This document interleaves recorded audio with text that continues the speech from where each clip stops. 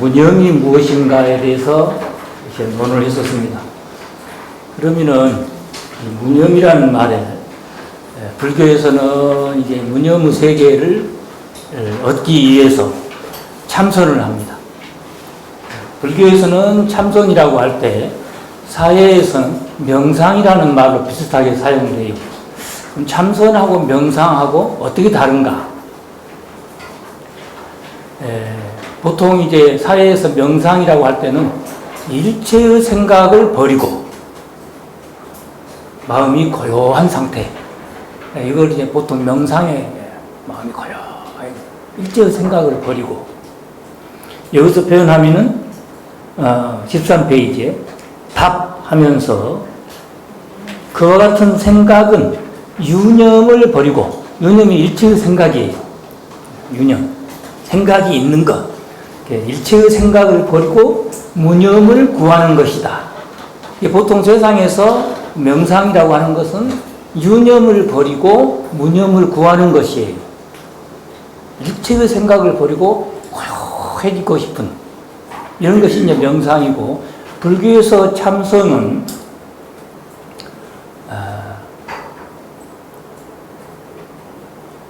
유념을 버리고 일체의 생각을 버린 것이 아니고 무엇일까요?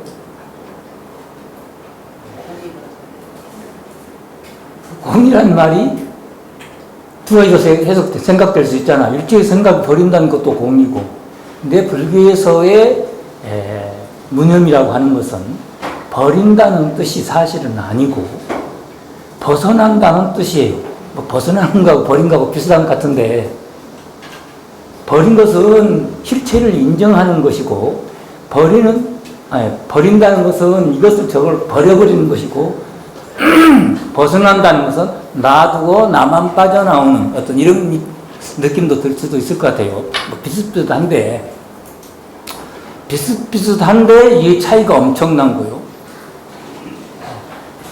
보통 사회에서는 일체의 생각을 버리고 마음이 고요한 상태를 얻고자 한다. 근데 불교에서 참선은 일체의 생각에서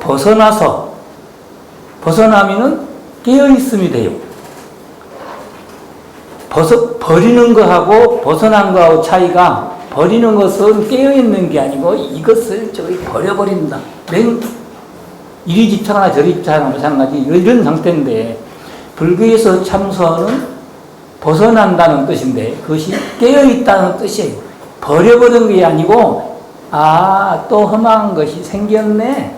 그림자가 생긴 거예요. 실체가 생긴 게 아니고 그림자가 생긴 거야.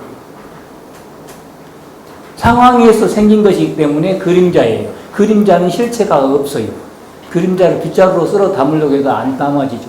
현상이니까. 그러니까 밖에서 명상은 일체의 생각을 버리고 고요한 상태를 얻으려고 하는 것이다.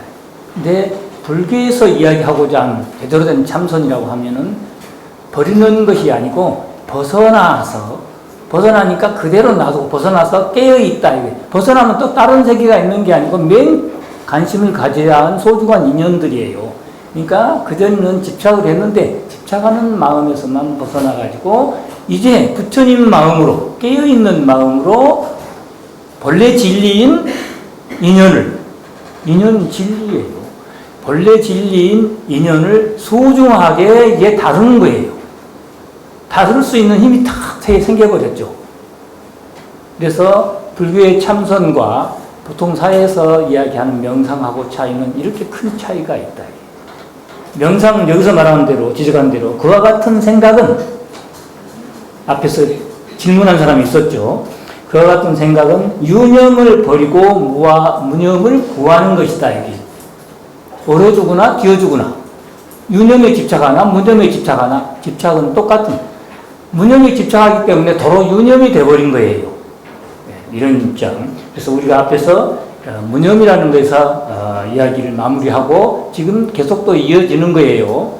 자, 오늘 13페이지. 질문이죠.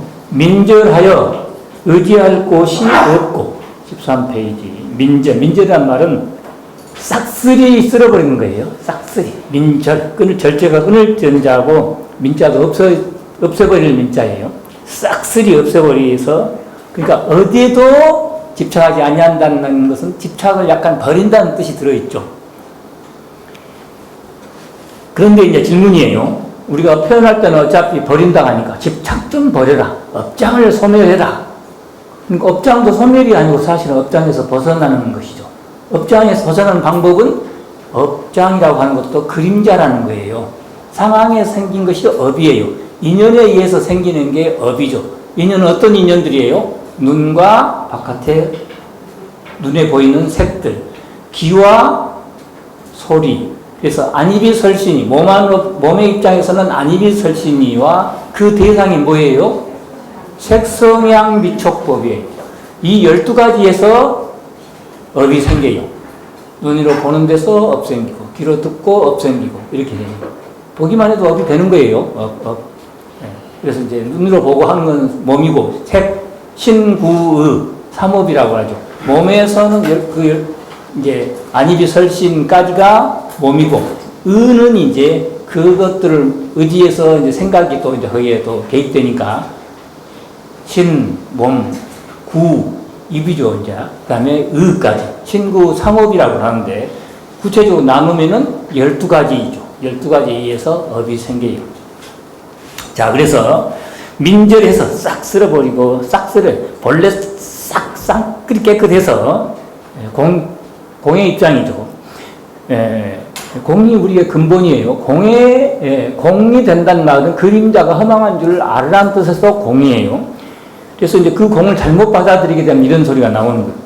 민절하여 의지할 곳이 없고 경계와 지혜가 모두가 공했으니 생도 공하고 사도 공하니 뭐 이런 말 표현 많이 쓰죠. 일반송에 제가 많이 들어간 말인데 생사가 공하다 맞는 말이죠. 그러나 거기에 또 지나치게 전도되면은 엉뚱하게 공에 빠지게 될 수도 있죠. 그래서 민절하여 의지할 것이 없고 경계와 지혜가 모두 공했으니 이것이 조사와 부처님의 근본 뜻이요. 부처님이 항상 이렇게 말씀하시죠. 조사도 그렇고. 이것이 성현의 부처님과 조사들의 한결같은 법문이라는 거예요. 여기라는 길이다. 만약 닦을 것이 있다고 한다면 얻을 것이 방금도 우리 반야심경 하면서 얻을 것도 없고 지혜도 없고 얻을 것 이렇게 마음을 가져야만이 벗어나기 때문에 그런 표현을 썼죠. 그래서 만약 닦을 것이 있다고 한다면 반야심경 방금 우리가 송했듯이 닦을 것이 있다고 한다면 마음과 경계가 완연할 것이거늘 마음과 경계가 드러나가지고 집착의 대상이 드러나는 거죠. 그렇게 되면 잘못될 텐데 스님은 어떠한 교문에 의지하여 도대체 스님은 부처님 어떤 가르침에 의지해서 이러한 만선을 가지가지 뭐 착한 일을 해라 말아라 이런 말을 하냐 이거예요. 그렇게 이제 질문을 한 거예요. 그렇게 해서 이제 질문을 하니까 이것도 앞에 공에 무념을 구하는 모습이죠. 이게 이제 역시나 무념을 구하고 있는 모습이에요.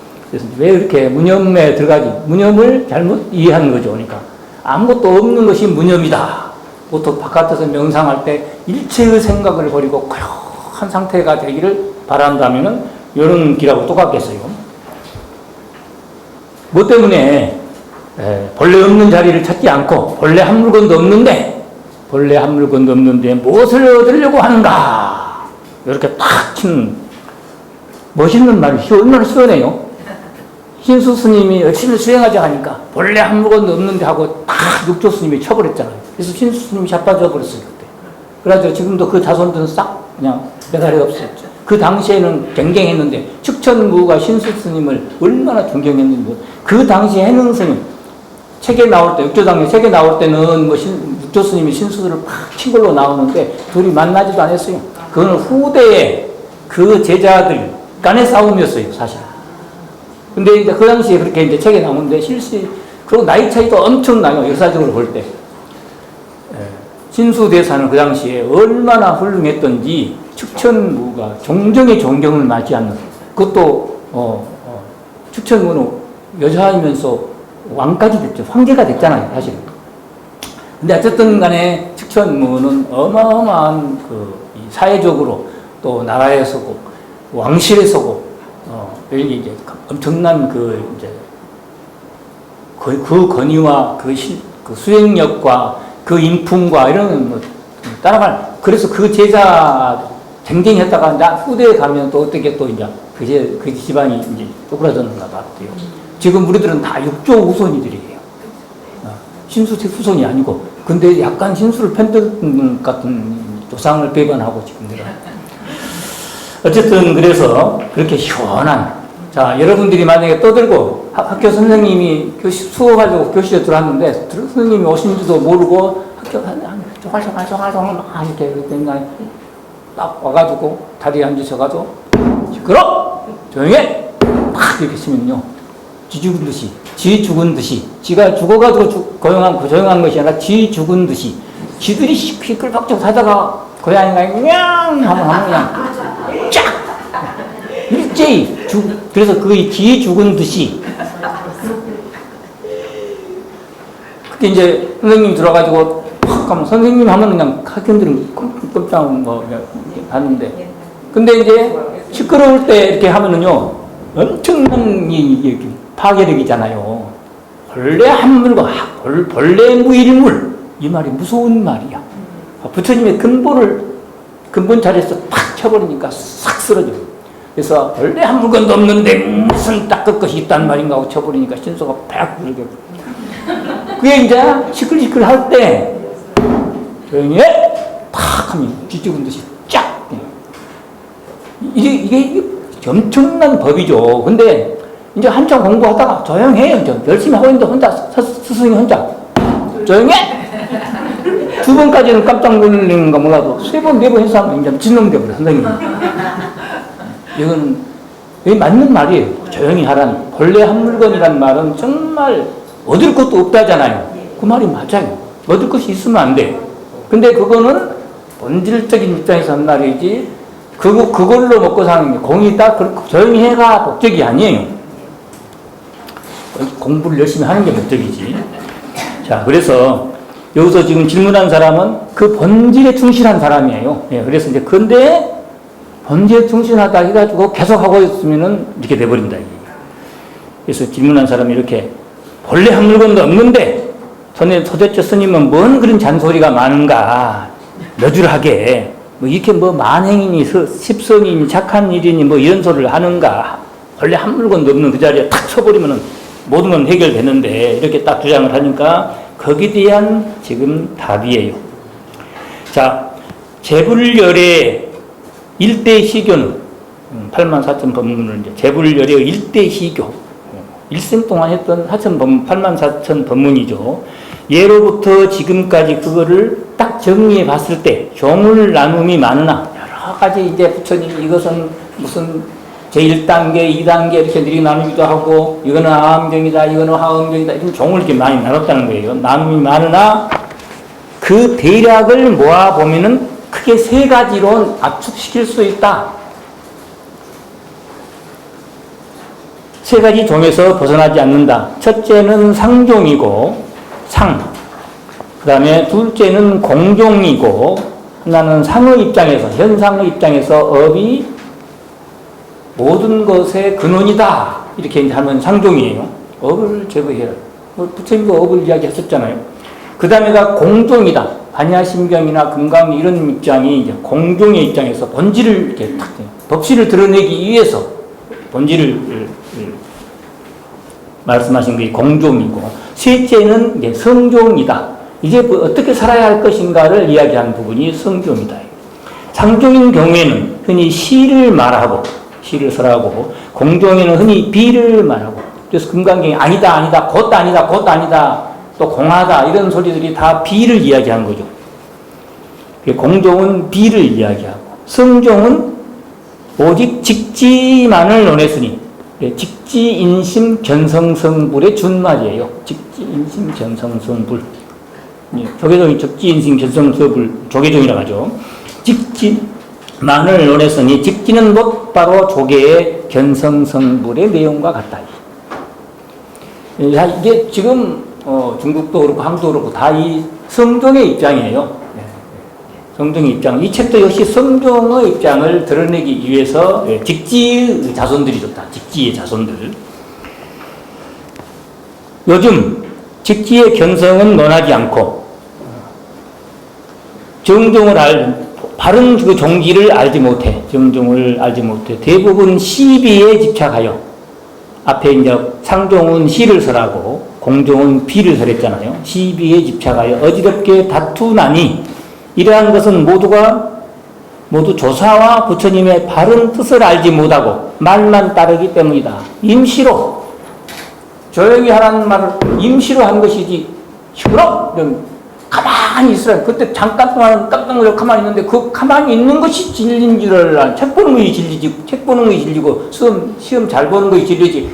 선생님이 앞에서 거기서 가만히 있고 조용히 한 것이 진리는 아닌 거잖아요.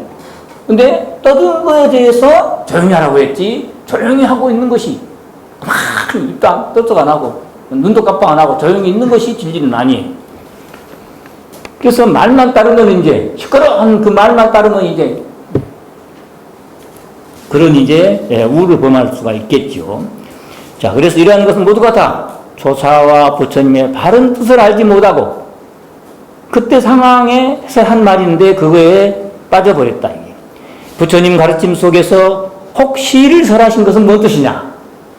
혹시를 설하신 것은 사실 성에 의지해 상을 설했던 것이죠. 성에 의지해서 우선 상을 말했다는 것이죠. 불성은 깨끗하니 한항 성의 입장에 속으로 성의 입장에 서서 집착을 제거해라. 집착을 제거해라. 이렇게 부처님의 마음이 성이에요. 불성. 성의 입장에서 우선 말을 할 때는 우리는 본래 부처님 마음인데 그 말까지는 안 한 것이죠. 진짜. 우선 이 말도 하고 저 말도 하면 안 되잖아요. 말을 할 때는 딱 표현 강하게 해야 돼. 이거 진짜다? 이거 진짜다? 그럼 다른 건 가짜냐? 근데 그 말을까지 해버리면요, 매가리가 없어. 이거 진짜라는 말을 하려고 하면 다른 것은 다 진짜인데, 그 말이 매가리가 없어요. 그러니까 탁 나고, 이거 진짜다? 그러면 말을 그 꽃줄을 잡아보면 가면 다른 건 가짜냐? 가짜 아니에요. 근데 이것이, 이제 말이라고 하는 것은 절대로 그래서 다 드러낼 수가 없다. 자, 그래서 혹시를 설했던 것은 성에 의지해서, 속으로 성에 의지해서 상을 설했던 것. 업을 제거해라. 업성은 제거할 수도 없어요. 제거한다 해도 제거된 것도 아니고, 얻을 수도 없는 것이죠. 근데 이제, 성에 의지해서 상을 설했던 것이고, 또 혹 비를 설했던 것은 상을 파하고 성을 드러내는 것이다. 너는 성의 입장에서는 오고 갈 것이 없는데 다만 네가 거기에 빠져 있으니까 그거를 터치해 준 것이죠. 그래서 성을 드러내는 것인 그 가운데 오직 성종은 바로 직지를 밝히고 시와 밝히기 때문에 시비를 설하지 않았던 것이다. 바로 성을, 그래서 직지에, 곧바로 사람 마음을 가리켜서 시비를 말 안 하고 바로 이렇게 성품을 설했던 것이다. 요즘 다분히 비심비불이라든가, 마음도 아니고 부처도 아니고 한 물건도 없다라든가, 비사, 이도 아니고 사도 아니나 등은 민절하는 말을 싹 쓸어버리는 말을 현묘하게 여기고 있는데, 이것이 다만 병을 치료하는 차전의 말임을 알지 못하고 임시로 했다는 말이 차전이요. 임시로. 우선 막은다 이게. 막은다. 임시로 차전임을 알지 못하고 방편에 집착하여. 방편이라는 말은 임시방편의 준말입니다. 임시방편에 집착하여 이를 목표로 삼고 도리어 표전이라면 바로 드러내는 것. 표전인 직지의 가르침을 믿지 않아 보배로운 경지를 모두 버리고 진심을 알지 못하니 마치 초나라의 어리석은 사람이 닭을 봉으로 여기는 것과 같고, 우선 임시로 말한 것인데 그걸 진짜로 알아버리니 임시로 닭을 이야기했는데 그걸 봉으로 착각해버리니 mat 봄날의 연못가에서 놀던 어린아이가 돌을 집어 구슬이라 여기는 것과 같도다. 진짜가 아닌 것을 가짜를 진짜로 여기려 버리는 임시로 말했는데 그걸로 진짜를 삼아버리니까 하는 말이에요. 천박하고 저속한 생각에 빠져 깊고 깊은 비밀한 뜻을 찾지 않으니 이처럼 공의방편에 오히려 미혹하고 공이란 말이 임시방편으로 해둔 말인데 그거에 빠져가지고 미혹해서 구덩이를 파고 앉아있으니 어찌 진정한 돌아갈 곳을 알 수 있겠는가. 자, 그래서 공종, 상종을 좀 더 한번 보겠습니다. 여러분 나눠진 유인물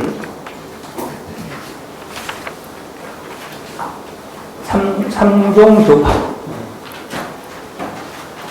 이건 특히 이제 대승불교, 특히 중국에서 이제 경전들이 초기 경전, 후기 경전, 이렇게 막 한꺼번에 밀려오는가, 이게 상당히 산만했어요. 어떤 게 진짜인지, 암경이 더 진짜인지, 어떤 게 더 진짜인지, 이렇게 이제, 아무래도 후대에 갈수록 더 발전될 것은 사실이죠. 역사 속에서 좀 더 발전하죠.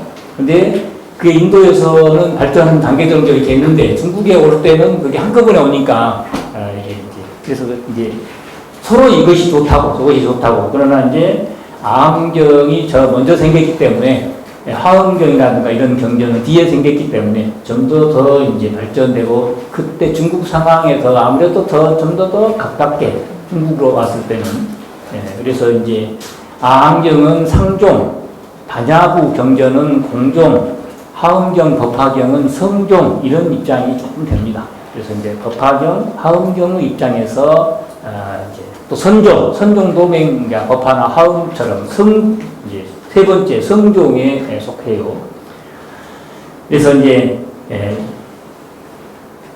공종과 상종은 이제 초기의 입장에서 이야기인 거고, 이제 성종은 이제 법화, 화엄, 또 참선하는 종 이런 것은 일불성의 입장에서 이렇게 됩니다. 자, 부처님의 가르침, 부처님이 45년간 가르침을 한마디로 축약하면은 그것이 곧 법이다. 이 법이라는 용어를 불교는 이제 조금 공부해보면 용어를 제대로 이해할 필요가 있어요. 예를 들어 무념이라는 말에 무슨 의미가 도대체 무엇인 뜻인지. 아까 무념도 두 가지도 생각해 볼 수 있잖아. 일체의 생각을 버리고 그런 상태가 무념이다. 그것도 틀린 말은 아니지만은 정말 부처님이 하고자 한 뜻은 무엇이었던가라고 할 때는 조금 다르잖아요. 이런 것도 이제 법이란 말도 우리가 보면 법을 지키자. 이게 법이다, 진리다, 뭐 이렇게 여러 가지로 쓰이고 있는데 법의 의미를 한번 살펴볼 필요가 있어요. 먼저 법의 의미를 한번 보겠습니다. 여러분 교재 286페이지로 넘어가 보세요. 주 286페이지.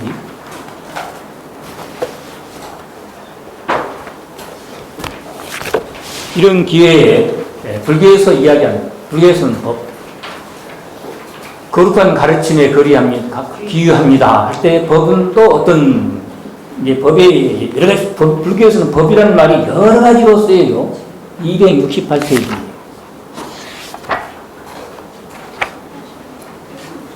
아, 286페이지. 예, 286페이지 하면 법이 나와요. 예. 법, 다르마라고 합니다. 다르마. 그, 달마대사 할 때 달마도 다르마, 법사, 스승이라는 뜻이에요. 자, 그러면 이제 법이라는 말을 한번 보겠습니다. 다음은 법에 대한 불교적 설명이다. 글씨가 잘 안 보이신 분들은 저를 쳐다보세요. 제 소리를 들으세요. 크게 있으면 참 됐겠는데, 이것저것 하다 보니까 책이 두꺼워져서 할 수 없이 집에 가서 돋보기로 이렇게. 다음은 법에 대한 불교적 설명이다. 불교에서는 사물이나 현상을 바라볼 때, 아니면 저처럼 안경을 하나 좋은 거 맞춰가지고 이렇게 커져요. 안경 쓰고 보면. 다음은 법에 대한, 불교에서는 사물이나 현상을 바라볼 때, 예를 들어 내가 이렇게 된 것이 너 때문이야. 사물이나 현상, 사물을 바라볼 때, 이거 이 물건을 보면 내 것이냐, 네 것이냐, 내 것이냐, 내 것 아니냐, 좋으냐, 나쁘냐, 크냐, 작냐, 이렇게 이제 분별하게 보게 되겠죠. 어쨌든 불교에서는 사물이나 현상, 어떤 현상이 있는 바람이 분다, 현상이죠. 그런 현상을 대할 때 그게 좋으면은 내 탓, 나쁘면은 조상 탓 이렇게 한다 하듯이 어떤 것을 이렇게 된 것이 너 때문이야. 너 때문이야. 또는 너 때문이야 할 때 신도 포함될 수도 있겠죠. 너 때문이야. 너 때문이야. 또는 운명이야. 또는 우연이야. 앞에서 이런 말 많이 했었죠. 라고 단정하고 물론 누군가 탓을 대게 돼 있어요. 이유를 대죠. 어떤 현상에 대해서 이유를 댄다. 우연히 생겼다. 느닷없이 됐다. 또는 운명이라고 받아들이기도 하고 또는 너 때문이야. 그건 너가 누구지? 부처님 때문이야. 불교 잘못 믿었어. 이게 어쨌든 여러 가지로 이제 생각해 볼 수가 있죠. 너 때문이야. 라고, 또는 운명이야. 또는 우연이야. 라고 단정하고, 그걸 실체화하여 단정하고 실체화하여 말하지 않고, 그러니까 보통 사람도 그렇게 실체화 시킨다는 거죠. 실체화 시킨다는 말은 너 때문이야 하면 나하고 관계, 너와 나가 나눠지지 않는데 사실은 너와 나를 나누어 이렇게 그것이 첫 번째 우리의 그게 이제 생각의 오류예요.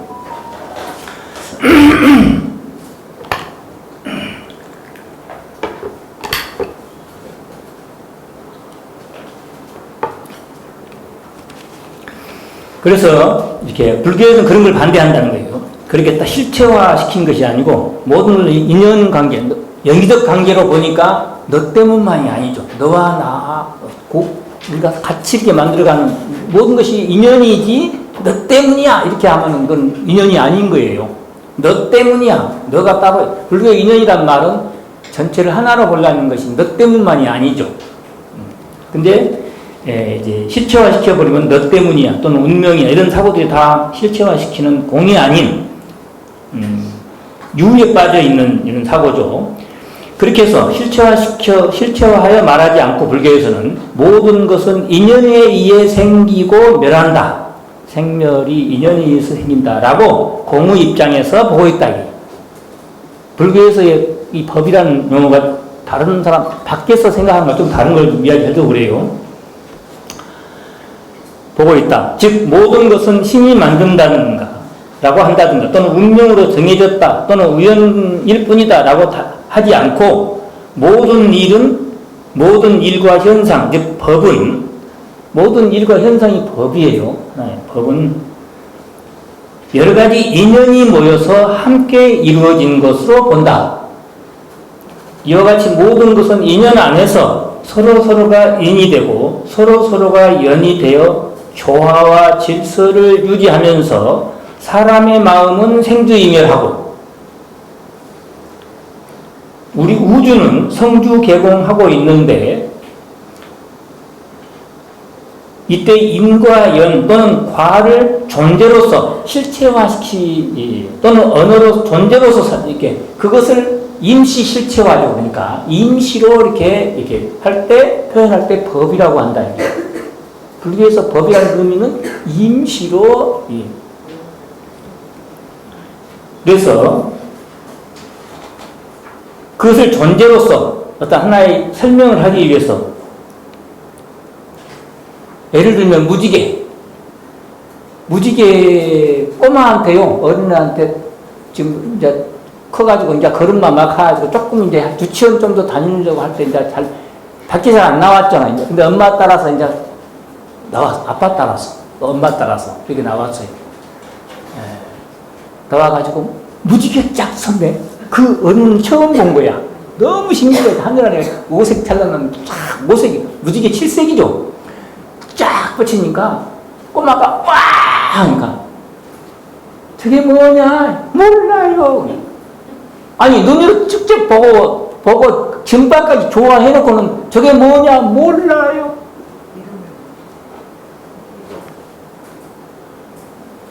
그 모른다는 말이 그러니까 그거는 무지개를 모른다는 말이 아니라 이름을 모른다는 것인데 그 애는요, 그 배에 대해서 쾌 죽어가지고 몰라. 뭐 어쩔 줄은 모르는 거야.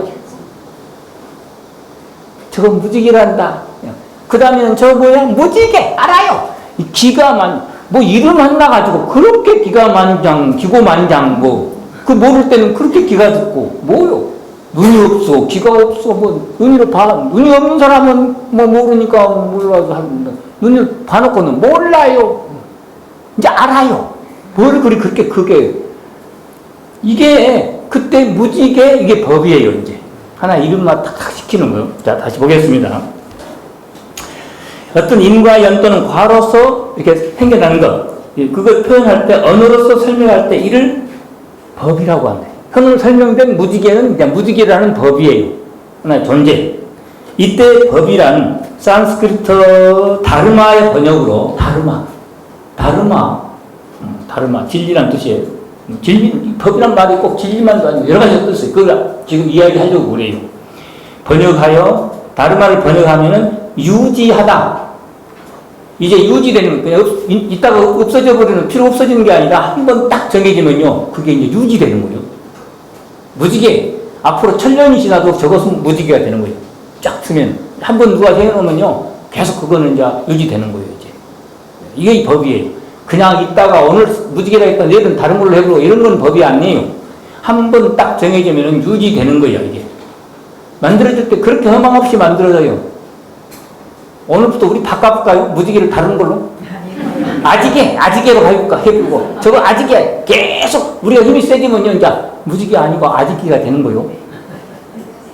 법이라는 게 이렇게 허망해요. 법이라고 하는 것이. 유지하다. 유지되고 있는 거예요. 그게 법이에요. 또는 있게 하는 것 등의 의미를 가진 동사에서 온 말인데, 이를 정리하면 인연 생기하는, 상황에 따라서 생기하는 모든 법은 임지자성, 한자로 해서 임지자성 괴생무례의 뜻이다. 즉 모든 법은 각기 자기의 고유의 성기를 가지게 되면, 아까 유지되다 이런 거 있잖아요. 항상 규범이 되고 다른 것의 기준이 된다는 거예요. 규범이 되고 다른 것과 구별돼요. 이제는 다른 것과 구별할 수 있어요. 법으로 딱 정해지면요, 다른 것과 구별할 수 있어요. 무지개? 저것은 무지개 아닌 거예요. 이게 구별될 수 있고. 그래서 그걸 하는 거예요, 이제. 구별되어 사물에 대한 이해를 낳게 한다. 그렇게 해서 이제 사물에 대한, 상황에 대한 이해도 돕고, 여러 가지 법이 정해져야만이 이제 설명을 할 수 있는 거예요. 이해를 낳게 한다. 라는 뜻이다. 인지자성 괴생무례를 번역하니까 이런 뜻이에요. 이와 같이 법이란 자기 정체성을 지니고 존재하는 모든 다른 것과 구별되게 되는데, 자기 정체성을 딱 줘가지고 다른 것과 구별되면서 구별되게 되는데, 이를 네 가지 관점에서 정리할 수 있다. 이 법에 대한 개념을 정확히 해야만이 불교에서 법이라는 용어가 이 쓰이고 저이 쓰이고 한데 딱딱 구별해서 이해가 정확하게 할 수 있어요. 잘못하면 이래도 법, 저래도 법 이러면요, 이 헷갈려가지고 도대체 이게 뭔 말인지 알 수가 없어요. 자, 보겠습니다. 첫째는 제법이라고 표현한 제법무아, 이렇게 할 때 제법, 모든 존재들 이런 뜻이죠. 모든 존재들. 제법이라고 표현할 때도 있다. 제법이라고 표현하니 분별함으로 인하여 있는 것. 아까 무지개가 이제 무지개라고 딱 하면 그때부터 있는 거예요. 그전에는 없어요. 몰라요. 없어요. 근데 무지개 하면 그때부터 다른 것과 구별시켜서 이제 하나를 정리할 수 있어요. 그게 제법이에요. 제법. 그래서 다른 것과 구별되어 이것은 이것, 저건 저것 이렇게. 그래서 이제 5원, 18개, 유식, 또는 아니면 자리가 일자, 이자, 삼자 이런 다 일하는 법 다 이렇게 나눠주는 거죠. 이게 존재를 구별할 수 있는 구별된 것들이에요. 구별된 것들. 그것이 법이에요. 그 다음에 둘째로 또 법이 어떻게 쓰이냐? 진리라는 뜻이에요. 진리 그 자체예요. 진리 그 자체를 존재들의 실상을 가리키고, 존재들의 실상, 진리, 실상 그 자체. 셋째는 교법이니 진리를 바르게 설명하는 가르침이라는 뜻이에요. 그것도 법이에요. 하나는 진리 자체를 법이라고 하고 또 진리 자체를 설명하는 가르침도 법이에요. 그러니까 그때 조금씩 다르죠. 그래도 거의 법이라고 한다. 제가 세 번째 이렇게 법이라고, 가르침을 법이라고 해요. 네 번째 이제, 넷째는 도리란 말은 어떤 근본, 다시 말하면 실천하는 기준이죠. 진리를 실천하는, 올바르게 살아가는 기준. 각자의 의무죠, 그러니까. 남자는 남자로서의 실천하는 기준, 의무가 됩니다. 여자는 여자로서, 아버지는 아버지로서, 자식은 자식으로서의 어떤 도리, 이런 것들이 이제 또 법이에요. 사회 규범이죠. 이렇게 크게 네 가지로 쓰여요. 다 표현을 법이라고 해요. 이런 부분들을 이해를 해가지고, 여기 똑같이 써도, 우리 잘 알아먹잖아요. 남편하고 할 때, 그 말하고, 같은 거 어찌한데도 전혀 다르게 쓰일 수가 있죠. 반대가 되기도 하잖아요. 저는 잘 모르겠는데, 어쨌든, 똑같은 언어도 전혀 앞뒤의 상황 따라서 웃으면서 하느냐, 약간 안 웃으면서 하느냐에 따라서 또 의미가 달라지고, 이런 이제 차이에서 똑같은 우리가 다르마 해도 번역하면 법이에요. 다 법이라고 해도 앞뒤의 문장에 따라서 전혀 다 뜻이 다른 것을 표현하기 크게 네 가지 이렇게 했어요. 이와 같이 사물이나 사건 또는 법으로서의 존재를 바라보는 입장이 불교와 애도가 서로 다르다. 이게 어떻게 크게는 이렇게 네 가지인데 이제 또 더 기본적으로 다르게 또 다른 것이 있어요. 이거를 이제 이야기하려고 그래요. 바깥에서는 존재화시켜서 그 실체로서 받아들이는데 불교에서는 이것이 인연에 의해서 생긴 잠시 동안 필요해서 생긴 것으로 본다는 거예요. 이 입장이다. 그러니까 불교는 이 법들을 공으로 본다는 거죠. 이 입장이 달라요. 밖에 사람들은 공으로 안 보고 실체화시켜서 모든 생각을 버리고 고요한 입장을 얻겠다. 이렇게 하는 것은 그는 공의 입장이 아니에요. 근데 불교에서는 그 모든 것에서 벗어나서 깨어있는 마음으로 인연을 소중히 바라보고 있는 입장. 이거는 고요해지려는 것이 아니라 오히려 세상을 오히려 이제 전혀 공의 입장에서 세상을 오히려 관심 갖는 거예요. 얼마나 전혀 다른 거예요, 이게. 하나는 버리고, 귀찮아. 버리고, 고요한 걸 얻으려고 하는 입장하고, 원래 공하였구나. 벗어나 버린 거예요. 공하였구나 하고 이제 그 입장에서 상황 따라서 인연을 펼쳐가는 거예요. 이제 자유롭게. 전혀 다르죠. 그래서 이제 법을 보는 입장이 전혀 다르다는 거예요. 보통 사람들은 그거를 버리고 얻고 이런 이제 그 유의 입장에서 보려고 하는데 불교는 본래 그것이다, 그림자다, 상황에 의해서 인연에 의해서 생겼다라고 보고 그래서 그렇다 해서 인연을 떠나가지고 따로 어떤 것이 세계가 있는 거 아니에요? 이제 그 인연을 조정을 잘 하려는 운전자가 그냥 어쩔 수 없이 차에 타가지고 운전수가 시킨다고 하다가 너무 흔들거리면 운전수님 운전을 이렇게 좀 잘하세요 뭐 이렇게 하는 것이 아니라 자기가 운전수가 되어버려. 그냥 불교는 자기가 운전수가 되는 거예요. 말하다 보니까 또 재밌네. 운전수. 자기가 운전수가 되려는 것이지 운전을 잘하냐 못하냐 시비하려는 데서 벗어나버려요. 그전에는 운전을 못한 것을 벗어나서 잘한 쪽에 이렇게 얻어타려고 이것에만 신경 썼는데 내가 운전할게요. 자기가 잘 해버려. 전혀 뭐 너무 빨리 가려고 한다든가 누구를 위한다든가 앞에 손님은 빨리 가야 되고 뒤에 손님은 천천히 가야 되고 이런 거에 전혀 되지 않고 그 상황에 맞춰서 길도 좋으면 또 좀 빨리 가죠. 나쁘면 천천히 가는데 지금 길이 안 좋은데 딱 가봐가지고 그냥 막 엉덩이 터지게 그냥 달려본다는 이런 게 하는 게 아니고 상황 맞춰서 잘 운전수가 되고 아주 우리가 운전수가 되고자 하는 일이네. 자, 그래서 불교하고 애도하고 다시 말해 세상 사람들하고 불교의 입장이 근본적으로 다르다 보겠습니다. 당시 인도에서 애도들은 일반 사람들은 그런 또 돼요. 외도들은 존재로서 여러 가지 법이 마음 밖에 실제로서 상주하는 것으로 본다. 실제로서. 고요한 세계도 얻으면 얻어지고, 시끄러운 것을 버리면 버려지고, 이런 걸로 본다. 이게. 자유나교가 극치예요. 자유나교는 불교하고 비슷한데도 자유나교는 업을 실체화시켜가지고 업을 떨어내야 돼요. 그 업을 어떻게 떨어내야 되냐면 쇠하고 알루미늄하고 붙어가지고 이렇게 그릇으로 사용해요. 근데 열을 가하면요 이게 둘이 분리돼 버려요. 그래서 진리하고 업하고가 둘이 붙어 있는데 이거를 열을 가하면 분리된대요. 그래서 고행을 하는 거예요. 그 사람들이 그 이론이 그래요. 고행을 해. 그럼 고행을 하면은 이게 열나가지고 진리하고 비진리하고 분리된대요. 그래서 업이 떨어져 버립니다. 그래서 고행을 하는 거예요. 열심히 고행을 해서 업을 벗어나버려요. 진리만 남게. 이런 입장인데 세상 사람들은 그게 또 통하잖아요. 그거 싫지. 열심히 고행하잖아요.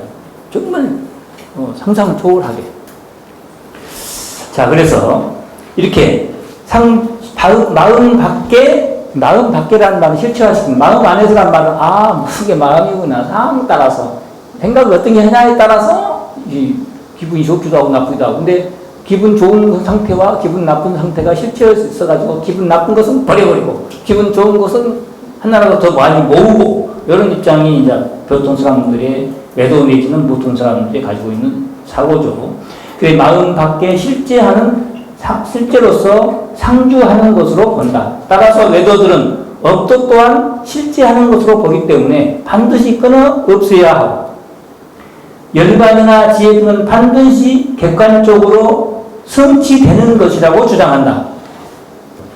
이렇게 그러나 불교에서는 업이나 열반 또는 고와 낙등, 그게 고통이든 즐거움이든 등 모든 존재가 실체가 아니라 인연에 따라 나타난 현상, 그림자의 법으로 보고 있기 때문에 같은 법이라도 그림자로 본다.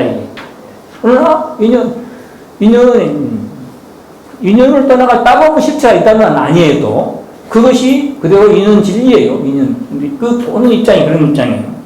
보고 있기 때문에 이를 해결하는 방법에 있어서도 나타난 현상의 객관적 변화도 중요하지만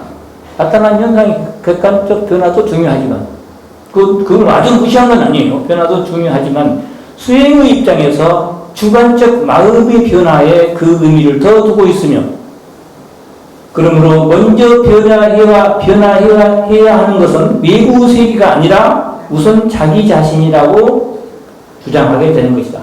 그래서 너무 또 그냥 자기만 해가지고 그냥 남이 냅둬본 것은 안 되겠지만은 그래도 기본 방향이 그런 방향이라는 거예요.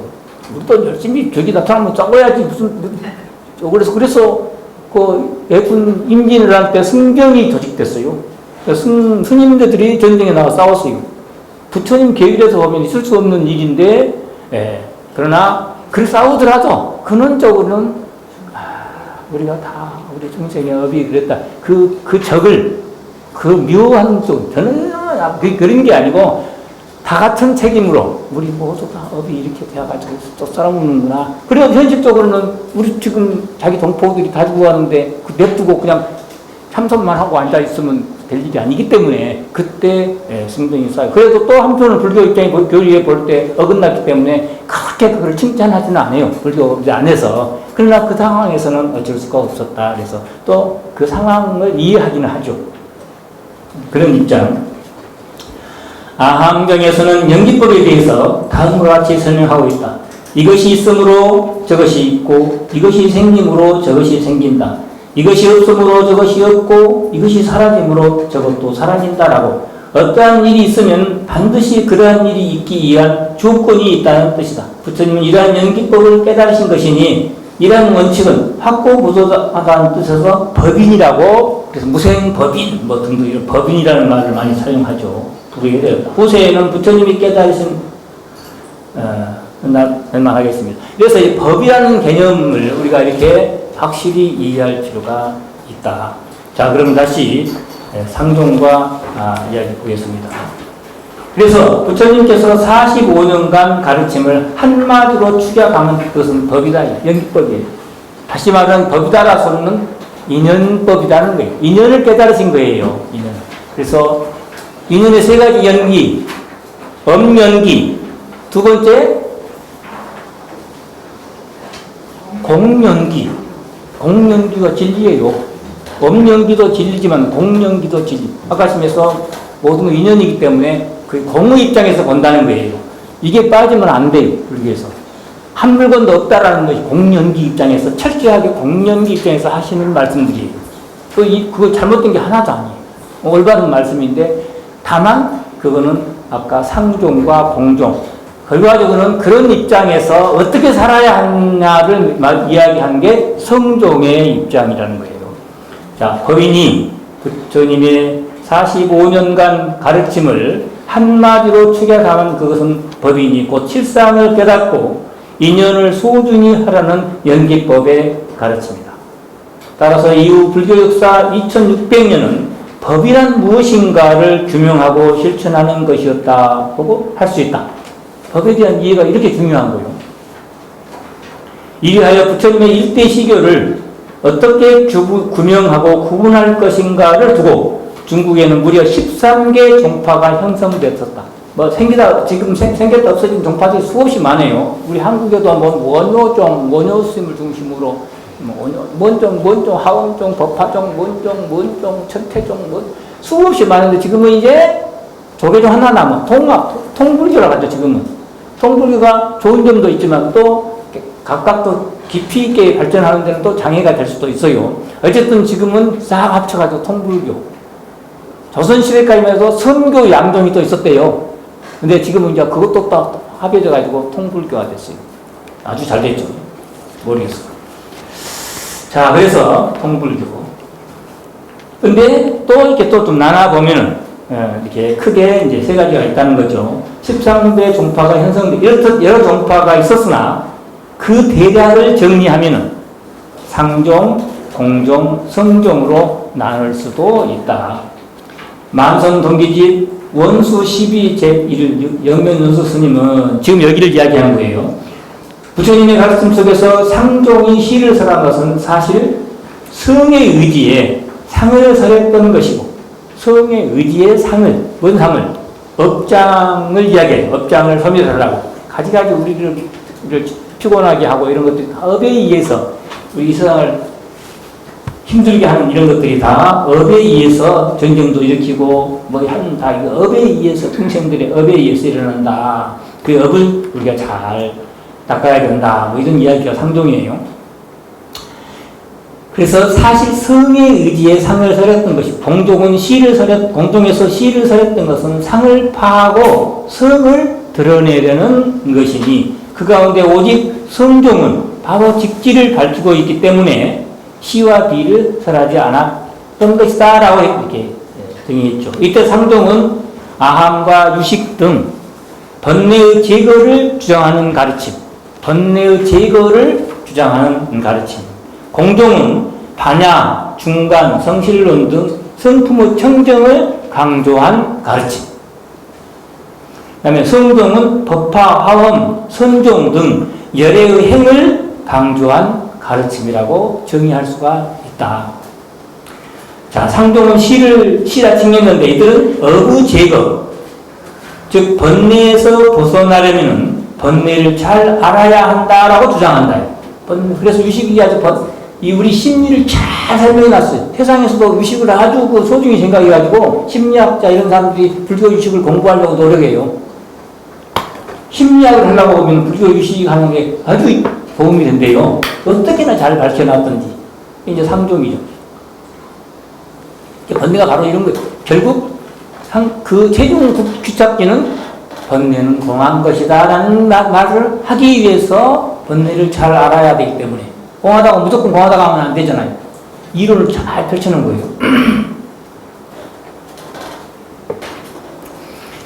그래서 어부제거, 즉 번뇌에서 벗어나려면 번뇌를 잘 알아야 한다라고 주장한다. 선과 악, 그리고 지옥과 천당 내지 마음속의 가지가지 탐진치 등 제법에, 그것도 제법이란 말을 써놨어요. 제법의 인연과 현상을 분석하고 탐구하여 그 제법 실상을 밝히는 데 주력했다. 다음 공종은 비라 칭하는데 이들은 아함, 이나 유식 등이 앞에서 말한 상종이 제법의 상을 논하는 것에 대해서 법에 집착하는 소송이라고 비판하고, 이제 물론 자꾸 집착하다 보니까 그거 나는 이렇게 심리를 이렇게 본다, 이렇게 그것이 자랑일 수도 있고, 뭐 그 연구를 했으니까 심리를 보니까 아니 나는 남자를 잘 몰랐는데 남 불교를 통해서 유식을 통해서 남 심리를 보다 보니까 남자 심리가 그렇게 생겼어. 혹은 나중에 막 이제 뭐 나가서 또 TV에 나가서 강의도 할 수도 있고, 그럼 얼마나 그게 이제 자기가 힘이 나겠어요. 뭐 그런 것도 이제 하나의 자랑일 수도 있고. 근데 하다 보면은 또 자칫 아까 명상한다고 고요함에 집착한다든가, 또 아니면은 심리라고 하는 게 화가 왜 나냐 막 해가지고 너무 좀 이제 또 더 나갈 수도 있겠죠. 그런 것을 이제 지적한 거예요. 소승이라고 비판하고, 그들의 잘못된 소견을 타파하기 위하여 본래 함부로 없다는 등 시원한 복공의 법문으로 중생들을 깨달음으로 인도하는 데 주력하였다. 공동도 아주 큰 일을 하고 있는 거예요. 자, 그 다음에 성종. 근데 이게 나누니까 세 가지지 사실은 나누어져 있지 않아요. 우리가 세 개를 다 하고 있어요.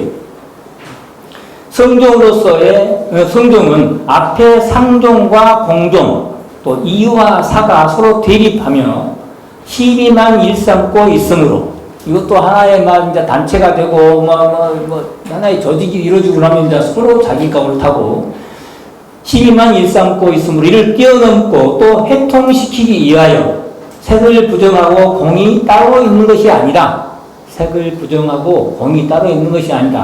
그렇게 깨어있는 공의 입장에서 인연 속에 살아가는 중생계의 색과 함께해야 하는 것이 부처님의 뜻이고, 또한 공죽시색의 뜻이니, 색즉시공만 있는 것이 아니라 공죽시색의 뜻이 있으니, 이와 같이 법계 실상인 불생불멸의 열애성품을, 열애성을 바로 보고 드러내야 한다는 뜻에서 직지인심 견성성부를 주장하였다. 아까 이제 본문에서는 직지라고만 했기 때문에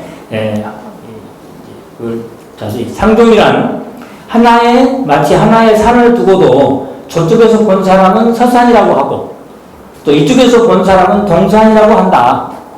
해를 중심으로. 수행도 마찬가지다. 각기 자기가 알고 있는 수행 방법으로 그동안 효과도 보았고 또 이익도 있었기 때문에 이를 실체로 보고 이것만이 옳다고 고집하는 것이다. 각자 조금씩 자기가 수행에 맛본 사람들은 그것이 최고라고, 다른 거는 이것이 이제 뭉치고 단체가 되면 이제 전쟁도 한대요. 이러한 흐름을 상종이라고 한다. 상종끼리 서로 이제. 공종이란 자기 동네 안에서는 실상을 아무리 알려고 해도 알 수가 없다. 지금 자기 동네 안에서 산을 알 수가 없다는 거예요. 실상을 알면은 동네 밖으로 나가야 한다. 산을 제대로 보려면 동네 밖으로 나가야 한다는 거예요. 자기가 사는 동네에서 나오면 저절로 동산도 아니고 서산도 아니구나 라고 깨닫게 된다는 것이다. 조금 빠져나오게 한다는 거죠. 이런 입장, 애를 든 거예요. 성종이란 앞에 공종이 일부 옳은 것이 많으나 다만 그 가운데 혹 어리석게도 공에 떨어져 아무런 대안도 없이 그저 이제는 이 산이 동산도 아니고 서산도 아니다라고만 주장한다. 대안도 없이.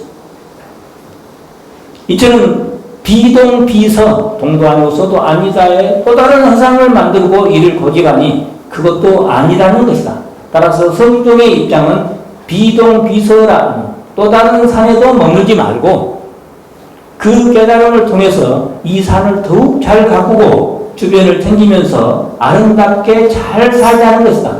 살자는 것이네. 살자는 것이다. 결국 앞에 상종에서 집착하는 동산이니 서산이니 하는 허상에서도 벗어나고 또 공종이 만든 비동비서라는 산에서도 벗어나 자기에게 이미 주어진 소중한 이 산과 인연을 부처님의 깨달음으로 잘 가꾸고 지키라는 것이 지금 이 책에서 계속 주장하는 성종의 의미다.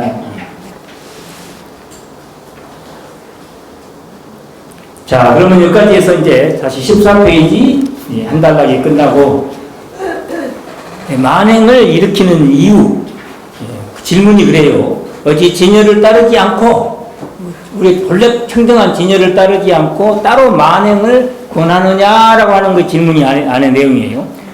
보겠습니다.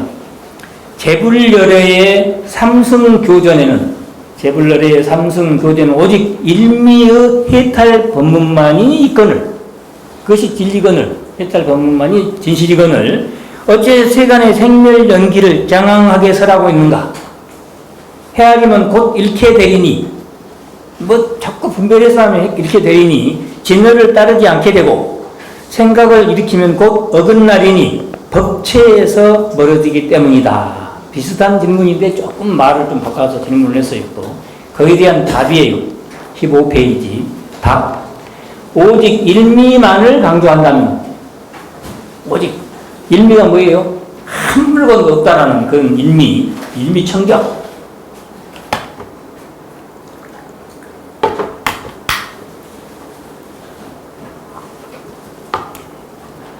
이는 결국 삼승의 본거에 떨어지고 말 것이다.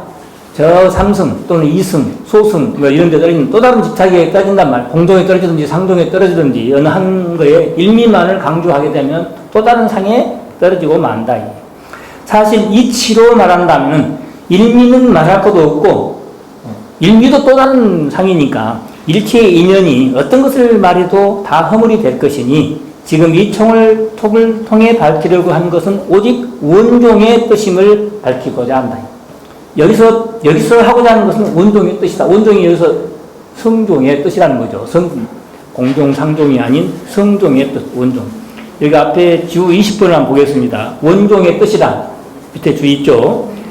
이와 사가 본래 둘이 아니니 일체의 사견을 버리고 상인이 공인이 이런 사견을 버리고 부처님의 마음을 드러내는 성품의 연기가 원종의 뜻이기 때문에 일체의 사견과 집착을 버리는 것이 이사가 무해한 것이고, 말을 조금 바꿉니다.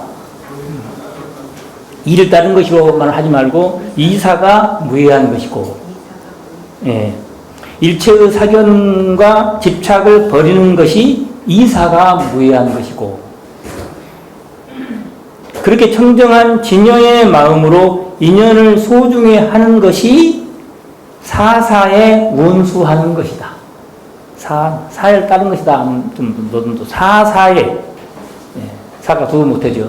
일마다, 그러니까 사사의 원수, 원만한 닦음. 이 책에서 그렇게 표현하고 있어요. 뒤에 나오게 되는데. 그래서 뒤에 읽다 보니까 그냥 단순한 사가 아니라 사사에 원수한다는 표현이 더 좋을 것 같아가지고 그걸로 바꿉니다. 다시 처음부터 보겠습니다. 원종의 뜻이란 이사가 본래 둘이 아니니 일체의 사견을 버리고 부처님의 마음을 드러내는 성품의 연기가 성종이죠. 원종의 뜻이기 때문에 일체의 사견과 집착을 버리는 것이 이사가 무해한 것이고, 이도 버리고 사도 버린 거예요. 그러니까 한쪽에 치우치지 않는 이사가 무해한 것이고, 그렇게 이사가 무해한 상황에서 그렇게 청정한 진여의 마음으로, 여기서 진여는 이사가 무해한 것이죠. 진여의 마음으로 인연을 소중히 여기는 것, 소중히 하는 것이 사사의 원만한 닦음이다. 사사에 무해한 거예요. 그러니까 사사무해. 사사의 제가 마음대로 언어를 만들 수는 없고, 여기서 쓰였던 언어 표현을 그대로 저도 사용해야 돼요. 그래서 사사에 원수하는 것이다. 이분이 사사무해라는 말을 안 써요. 사사에 원수라는 표현을 써요. 사사무해라는 말을 이미 화엄명에서 쓰고 있거든요. 그냥 안 써요. 참, 그런 거 자기 어떤 것도 이게 언어 표현이 다 있는 거예요. 사사의 원자가 둥굴원자예요. 원반자. 둥굴원자, 바꿀 숫자, 이래서 원수라고. 그래서 결국 사사무해의 언어 표현을 이렇게 썼습니다. 자, 보겠습니다. 이것이 원종의 뜻임을 밝히고자 합니다. 하나하나의 모든 인연이 다 그대로 법계의 진실한 덕성이기 때문에 진실로 이루어지지도 않고 파괴되지도 않으며 단도 아니고 상도 아니다. 걸림없는 세계를 이렇게 표현하거든요. 더 나아가 신통변화나 모든 행위가 다 본디 이와 같기 때문에 성종의 입장에 서기만 하면 이제 부처님 마음으로 살아가려는 그런 자세만 가지게 되면은 살아가는데 아무런 장애도 없고 이제 안팎으로 걸림없이 정말 불자로서 당당하게 이렇게 이런 마음으로 살아가면은 작든지 크든지 다 부처님 행위이기 때문에 얼마나 편안하고 얼마나 당당하고 좋냐 이런 이야기예요. 실력을 밖에 힘을 빌리지 않고도 바로 이와 같을 수 있는 것이니 이러한 이치에 계합한다면 어떠한 법이든 다 법계의 인연으로 생기하기 때문에 모두가 또한 성공덕 아님이 없는 것이다. 그러므로 화엄경에 이르기를 이 화장세계에서는 산이나 강, 심지어 이 화장세계란 말이 이제 부처님 마음으로 깨어서 살아가는 꽃으로 장엄된 이 세계라는 거예요. 그 바다. 세계도 그냥 바다에다 비유해가지고 이런 화엄의 바다, 이런 깨어있는 성종의 입장에서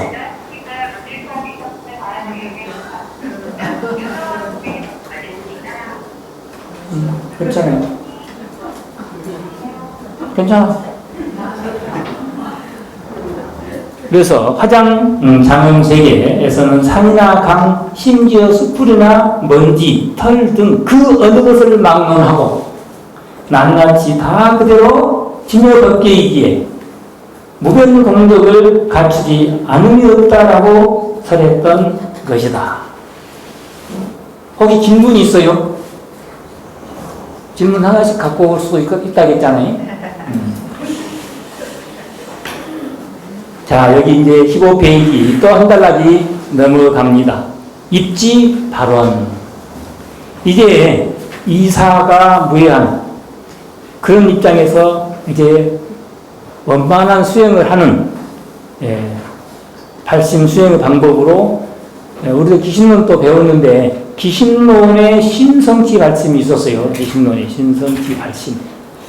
그쪽의 내용을 끌어와가지고 기신론에서 아주 잘 설명을 잘했기 때문에 그 내용을 끌어와서 설명을 합니다. 어떻게 우리가 살아야 되는가. 이제 성종으로서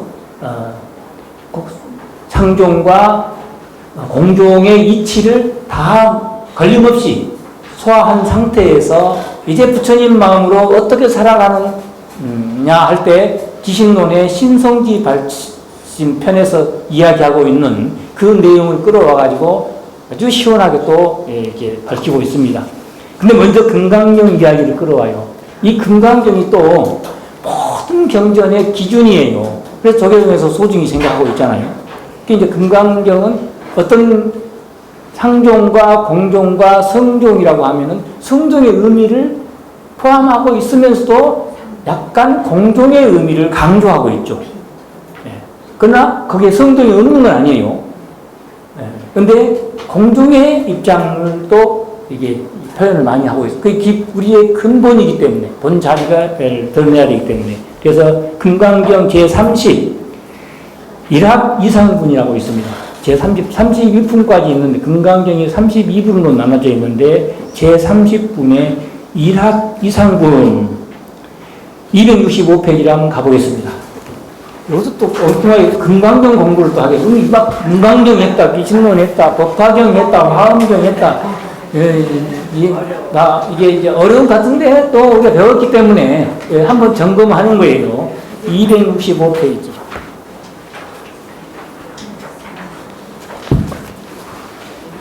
일합 이상분 내용이 조금 나. 금강경도 짤막짤막 해가지고 가져오기도 쉬워요. 금강경 제30 일합 이상분의 내용입니다. 전문입니다. 이거는 이제 왜 이 분이 있냐면은 중생들이 명분과 개념, 어떤 명분, 이것이 옳다라고 그거 막 그렇게 해가지고 끌고 올라가잖아요. 명분과 개념 등 가지가지 상에 떨어져 어리석음으로 빠져드는 것을 경계하기 위하여 하신 말씀이다. 자, 수고리야 만약 선남자 선여인이 삼천대천 세계를 부수어 가는 미진으로, 아주 미세한 가는 가루로, 흙가루죠, 흙가루. 미진으로 만든다면 어떻게 생각하느냐? 그 미진을 정녕 많다고 하겠느냐?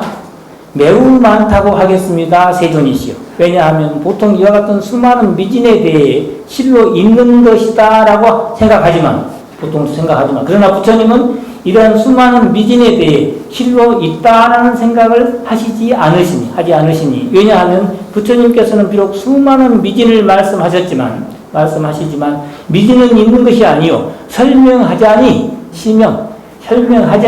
미진이기 때문입니다. 세존이시여, 여기서 또한 삼천대천세계를 설하시지만 또한 세계 또한 있는 것이 아니요 다만 이름이 세계일 뿐입니다. 왜냐하면 만약 미진이 모여 세계가 실로 있게 되었다라고 한다면, 미진이 모여서 세계가 만들어졌다 한다면 이는 곧 일합상이라는 법집이 되는 거예요. 일합상.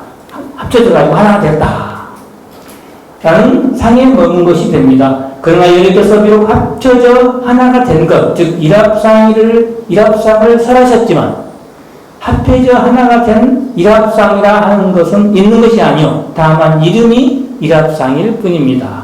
수불이야, 일합상이라고 하는 것은 가히 있다고 설할 수 있는 것이 아니거늘, 지금 만든 원기수에 끌어왔던 내용이 제일 마지막 부분에 있는 거예요. 다만 분부들이 이 일에 탐착하고 있는 것이다. 본래 아무것도 없는데 그 분부들이 탐착한다고 부처님께서 말씀하셨는데, 그 말만을 끌어와가지고 지금 여기서 본래 아무것도 없는데 뭘 그렇게 하냐고 이렇게 지금 또 이게 또 티를 던들려고 지금, 이거 되라, 저거 되라, 착한 일 해라, 수행을 해라 하니까 본래 할 것 없는데 뭘 하냐고 그거를 이제 반박하기 위해서 가져왔는데, 금강경의 일합상이라는 내용을 이야기하고 있는 지금 265페이지에 제30 일합이상분의 내용은 이런 내용이었어요. 근데 금강경은 반복돼요. 앞에 제1부가 있고 2부가 있고, 이 내용이 있기 전에 금강경 제13 여법수지분에서 똑같은 내용이 앞에서 나왔어요. 보겠습니다. 제30 일합이상분에서는 미진은 수행을 이야기합니다. 하나하나의 조그마한 수행들, 수원에서 설거지 해줬던 자원봉사, 법당에서 촛불 한번 켰던 공들인 수행, 이것저것 다 합친 것들이 이제 여러 수행들이 모여가지고 원만보신 노사나불이 되는 거예요. 보신은 이제 원만보신. 그 세 개, 미진은 하나하나 조그만 수행을 가리키고, 거기서 세 개는 원만보신 노사나불, 부처가 됐다, 이게. 그래서 수행이 모여가 부처가 된 거예요. 근데 수행이 모여가지고 부처가 된 것이 아니라는 거예요. 수행 자체가 부처라는, 이런 이야기예요. 금강경의 그 근본 뜻이. 보겠습니다. 자, 이상문에서 미진과 세계, 미진은 수행이고 세계는 보신이에요. 부처죠, 부처. 각각 실이 아니다라고 부정하셨던 것은 불생불멸의 법신을 드러내기 위함이다. 그래서 금강경을 제대로 이해하려면 법신, 보신, 화신에 대한, 그래서 금강경은 법신을 드러내기 위해서 금강경은 법신을 설명하려고 그렇게 노력을 하고 있는 경전이에요. 그래서 법신, 보신, 화신이라는 이 부처님 세 가지 몸, 이거에 대한 확실한 이해가 있어야 돼요. 법신, 보신, 화신에 대한 이야기는 다음 시간에 하겠지만 이 321페이지가 있어요. 이 책은. 나중에 그거는 또 보기로 하고. 자, 법신을 드러내기 위함이다. 금강경은. 만약 미진이 모여 세계가 되었다고 고집한다면 이 또한 또 다른 집착, 즉 합해져서 하나가 된 것 일합상이라는 법집이 되기 때문이다. 다시 말해서 여기에서 미진은 수행을 통해 생긴 하나하나의 상을 가리킨 것이고, 이러한 미진이 모여 원만보신인 세계가 되었다는 것이다. 따라서 세계가 있다고 생각한다는 것은 수행을 잘해서 보신의 공덕이 생겼다고 집착하는 것이나 마찬가지다. 이것이 정말 무서운 법칙, 즉 일합상이라는 것이다. 네, 다음 시간에 거기에 대한 다시 한번 보면서 하기로 하고 오늘 여기서 마치죠.